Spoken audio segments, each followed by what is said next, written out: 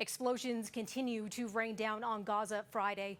After 4 weeks of brutal fighting, the Israeli military says it surrounded the Palestinian enclave's largest city.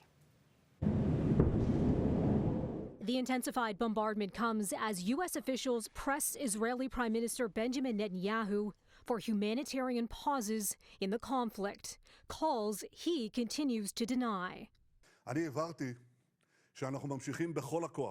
We are proceeding with all our might, and Israel refuses any temporary ceasefire that does not include the return of our kidnapped hostages.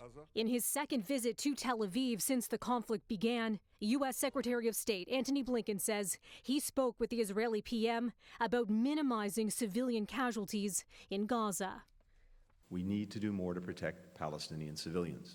We've been clear that as Israel conducts its campaign to defeat Hamas, how it does so matters. It matters because it's the right and lawful thing to do. There will be no partners for peace if they're consumed by humanitarian catastrophe and alienated by any perceived indifference to their plight.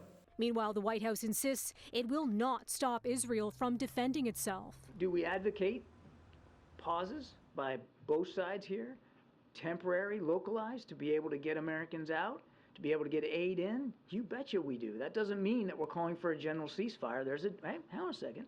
There's a difference. As the conflict wages on, the crisis in Gaza deepens. UN officials say a staggering amount of aid is needed to support residents of the Strip. The cost of meeting the needs of 2.7 million people, that is the entire population of the Gaza Strip, and 500,000 people in the occupied West Bank, is estimated to be $1.2 billion.